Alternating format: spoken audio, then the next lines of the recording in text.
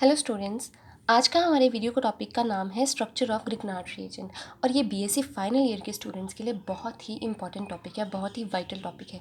अब हम पढ़ क्या रहे हैं, structure of Grignard reagent. Grignard reagent आप सबको पता है कि ग्रिग्नार्ड रिएजेंट होता क्या है, RMgX। ये एक ऑर्गेनोमेटेलिक रिएजेंट है और जिसे हम रिप्रेजेंट करते हैं RMgX से। ठीक है, हमें ज़्यादातर रिएक्शन में क्या मिलता है, ज़्यादातर क्या सभी रिएक्शन में हमें ऐसा ही मिलता है कि हमें RMgX लिखा मिलता है ग्रिग्नार्ड रिएजेंट के लिए। पर जो असली में इसका स्ट्रक्चर इतना सिंपल नहीं है, असली में ये ऐसे एग्जिस्ट नहीं करता। ठीक है, अगर ये ऐसे नहीं करता तो देखते हैं ये कैसे एग्जिस्ट करता है। हम सब ने ग्रिग्नार्ड रिएजेंट की प्रेपरेशन पढ़ी है। प्रेपरेशन के लिए क्या किया जाता है कि हम लोग क्या लेते हैं, एक अल्काइल हैलाइड लेते हैं। ठीक है, उसमें मैग्नीशियम डालते हैं in the presence of dry ether. ठीक है, ड्राई ईथर की प्रेजेंस में डालते हैं तो हमें क्या मिलता है, ग्रिग्नार्ड रिएजेंट। यही होता है प्रेपरेशन, सिंपल सी है। अब प्रेपरेशन में हम मीडियम, इस रिएक्शन को करवाने के लिए जो मीडियम यूज़ कर रहे हैं वो है क्या, ड्राई ईथर। ईथर की प्रेजेंस में ये रिएक्शन हो रही है। अब प्रेपरेशन के दौरान ईथर सिर्फ एक मीडियम की तरह ही काम नहीं करता, ये क्या करता है, मीडियम का काम करता ही है, साथ ही साथ ये क्या करता है, मैग्नीशियम का जो कंपाउंड है उसे अपने अंदर सॉल्वेट कर लेता है। During preparation ether doesn't merely provide a medium for the reaction but also it helps in dissolution, dissolve कर लेता है मैग्नीशियम के कंपाउंड को अपने अंदर। ठीक है, अब हम ग्रिग्नार्ड रिएजेंट को लिखते कैसे हैं, ग्रिग्नार्ड रिएजेंट हम RMgX की तरह लिखते हैं, पर ये इसका जो ईथर का सोल्यूशन होता है ना, ये बहुत ज़्यादा कॉम्प्लिकेटेड होता है। सिंपल हमें तो रिप्रेजेंटेशन ऐसे मिलती है RMgX, पर जब ये जो ईथर का सोल्यूशन ग्रिग्नार्ड रिएजेंट का होता है ये बहुत ही कॉम्प्लिकेटेड होता है। ठीक है, अब ये डिस्कवर किया गया था कि मैग्नीशियम के एक से ज़्यादा स्पीसीज़ प्रेजेंट है। जो ईथर का सोल्यूशन है ग्रिग्नार्ड रिएजेंट का, उसमें मैग्नीशियम के एक से ज़्यादा स्पीसीज़ प्रेजेंट है, एक ही स्पीसीज़ नहीं प्रेजेंट।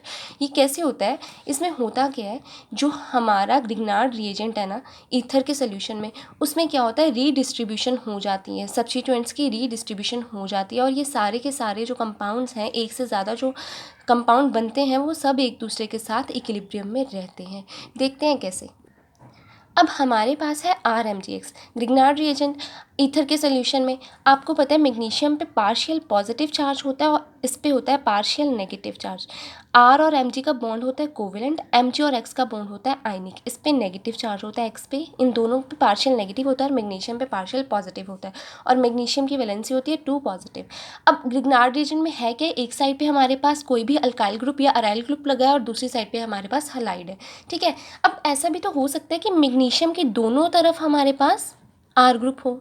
ठीक है, या फिर ऐसा भी हो सकता है कि मैग्नीशियम की दोनों तरफ हमारे पास हलाइड हो। ये दोनों चीज़ें पॉसिबल है। ठीक है, दोनों चीज़ें पॉसिबल है। इसी तरह से ग्रिग्नार्ड रिएजेंट ईथर के सोल्यूशन में रीडिस्ट्रीब्यूट होकर ये दो नई स्पीसीज़ बनाता है और ये दोनों की दोनों स्पीसीज़ ग्रिग्नार्ड रिएजेंट के साथ इक्विलिब्रियम में रहती हैं। रिएक्शन को कैसे रिप्रेजेंट करेंगे, RMgX, ये दोनों, ये किसके साथ इक्विलिब्रियम में रहेगा, R2Mg प्लस MgX2। ठीक है, डाई अल्काइल या डाई अराइल मैग्नीशियम और साथ में मैग्नीशियम डाई हलाइड। ठीक है, अब हमने देखा कि ग्रिग्नार्ड रिएजेंट इस तरह से एग्जिस्ट करता है, ये ईथर के सॉल्यूशन में रीडिस्ट्रीब्यूट होके ऐसी दो स्पीसीज और बना लेता है जिसके साथ ये इक्विलिब्रियम में रहता है। अब हमने कहा कि ईथर ग्रिग्नार्ड रिएजेंट को डिजोल्व कर लेता है अपने अंदर, वो देखते हैं कैसे। अब हमारे पास ये ग्रिग्नार्ड रिएजेंट है, ग्रिग्नार्ड रिएजेंट में है क्या, एक Mg है, एक R है और एक X है। ठीक है, हम मान लो ईथर यूज़ करें डाईथाइल ईथर, OC2H5 OC2H5, यही होता है डाईथाइल ईथर। ठीक है, हम डाईथाइल ईथर को यूज़ कर रहे हैं। अब आपको पता है ग्रिग्नार्ड रिएजेंट में जो मेटल है वो है मैग्नीशियम और इसके पास एम्प्टी ऑर्बिटल्स हैं। ठीक है, और जो ऑक्सीजन है डाईथाइल ईथर में, इसके पास 2 लोन पेयर प्रेजेंट है। ठीक है, तो जो ग्रिग्नार्ड रिएजेंट है ये लुईस एसिड की तरह बिहेव कर सकता है क्योंकि ये इलेक्ट्रॉन को एक्सेप्ट कर सकता है। इसके पास कितने इलेक्ट्रॉन है, 2 और 2 4, 4 इलेक्ट्रॉन है इसके पास। अगर इसे स्टेबल होना है तो इसे 8 चाहिए। अब ये इलेक्ट्रॉन एक्सेप्ट कर सकता है और जो ये ऑक्सीजन है इलेक्ट्रॉन डोनेट कर सकता है, इसलिए ये लुईस बेस की तरह काम करेगा। ठीक है, अब ये लुईस एसिड और लुईस बेस आपस में इंटरेक्ट करेंगे, देखिए कैसे। ये हमारे पास ग्रिग्नार्ड रिएजेंट और ये 2 ईथर के मॉलिक्यूल्स। अब आपको पता है ऑक्सीजन अपने इलेक्ट्रॉन पेयर डोनेट करेगा मैग्नीशियम को, तो ये कैसा बॉन्ड बनाएगा, कोऑर्डिनेट। जब भी इलेक्ट्रॉन पेयर डोनेट होते हैं तो बॉन्ड कैसा बनता है, कोऑर्डिनेट। ठीक है, ये इस तरह से एग्जिस्ट करेगा, ये सिंपल RMgX की फॉर्म में एग्जिस्ट नहीं करेगा बल्कि ये ईथर के साथ भी बॉन्ड बनाएगा, वो भी कोऑर्डिनेट बॉन्ड्स। ईथर इसे इलेक्ट्रॉन डोनेट करेगा। अब इसका ऑक्टेट कंप्लीट हो गया, मैग्नीशियम का ऑक्टेट कंप्लीट हो गया जिसके कारण ये स्टेबल हो गया, ये स्पीसीज क्या हो गई, स्टेबल। अब इसे बोलते क्या है, मोनोमेरिक फॉर्म। ये ग्रिग्नार्ड रिएजेंट की मोनोमेरिक फॉर्म है। अब ये डाइमर की तरह भी एग्जिस्ट करता है, देखते हैं कैसे। अब देखिए, ये जो हमने रिएक्शन पढ़ी, इसमें एक तो था RMgx, पर जो दूसरे थे वो थे R2Mg एंड MgX2। अब ये कैसे एग्जिस्ट करेंगे, देखिए ये मैग्नीशियम है, यहाँ पे R R, ठीक है, और दूसरी साइड पे मेरे पास क्या है, एक मैग्नीशियम X X, यही चीज़ है, R2Mg और MgX2, यही चीज़ है। अब देखिए ये जो X है, ये जो हलाइड है, हलाइड के पास भी आपको पता है लोन पेयर्स होते हैं, तो पॉसिबिलिटी है ना कि ये इसका हलाइड भी इस मैग्नीशियम को डोनेट करे, है ना, जिससे कि ये दोनों हलाइड का इस मैग्नीशियम के साथ कोऑर्डिनेट बॉन्ड बन जाए, हो सकता है ना ऐसा।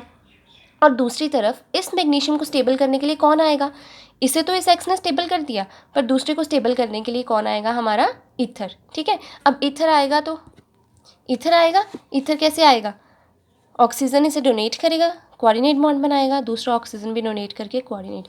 अब इसकी भी वैलेंसी कंप्लीट होगी और दूसरे मैग्नीशियम की भी, दोनों की कंप्लीट होगी, और ये ग्रिग्नार्ड रिएजेंट की कैसी फॉर्म होगी, डायमेरिक फॉर्म, डाइमर की फॉर्म में एग्जिस्ट करेगा। ये मोनोमर और डाइमर दोनों की तरह एग्जिस्ट करता है। अब अगर मुझे पूरी इक्वेशन को रिप्रेजेंट करना हो तो मैं कैसे करूँगी, मेरे पास था ग्रिग्नार्ड रिएजेंट RMgX, अगर मैं इसके दो मॉलिक्यूल लेती हूँ तो ये मेरे पास इस तरह से एग्जिस्ट करता है, R2Mg प्लस MgX2, ये इक्विलिब्रियम में एग्जिस्ट करते हैं। इसे क्या बोलते हैं, लूज मॉलिक्यूल कॉम्प्लेक्स, ठीक है, इसे बोलते हैं लूज मॉलिक्यूल कॉम्प्लेक्स, ठीक है। अब इसके बाद ये तो इसकी मोनोमेरिक फॉर्म थी, ये इसका हो गया लूज मॉलिक्यूल कॉम्प्लेक्स मोनोमेरिक, ये लूज मॉलिक्यूल कॉम्प्लेक्स, ठीक है। और साथ में आपको पता है अब ये किसकी तरह एग्जिस्ट करता है, डाइमर की तरह। अगर मैं ईथर को ना लिखूँ, ईथर को कहीं भी रिप्रेजेंट ना करूँ, तो डाइमेरिक फॉर्म में क्या था मेरे पास, डाइमेरिक में था 2R, दो ही मैग्नीशियम और दो ही X2, 2R, दो ही मैग्नीशियम और दो ही हलाइड, ये इसकी हो गई डाइमेरिक फॉर्म, और ये भी इक्विलिब्रियम में एग्जिस्ट करते हैं एक साथ। तो ये रिएक्शन क्या हुई, मोनोमेरिक फॉर्म, फिर उसका लूज मॉलिक्यूल कंसेप्ट, ये कॉम्प्लेक्स, ये डाइमेरिक फॉर्म, और साथ में ये इसके साथ इक्विलिब्रियम, ये तीनों ही स्पीसीज एक दूसरे के साथ इक्विलिब्रियम में एग्जिस्ट करती है, और ईथर इसे बहुत ही स्टेबल बनाता है, स्पीसीज को बहुत ही स्टेबल। तो हमने देखा कि ग्रिग्नार्ड रिएजेंट जैसा दिखता है वैसा एग्जिस्ट नहीं करता, ग्रिग्नार्ड रिएजेंट एक कॉम्प्लेक्स फॉर्म में एग्जिस्ट करता है। हालांकि सभी बुक्स में हमें रिएक्शंस में RMgX ही दिखाया जाता है ताकि रिएक्शन इजीली हो जाए, पर ये किस तरह से इस कॉम्प्लेक्स फॉर्म में एग्जिस्ट करता है। आप इस वीडियो को अच्छी तरह से देखिए। अगर आपको वीडियो अच्छी लगी तो प्लीज़ मुझे कमेंट बॉक्स में कमेंट करके बताना, और अगर अच्छी लगे तो लाइक भी करना और वीडियो चैनल को सब्सक्राइब भी करना।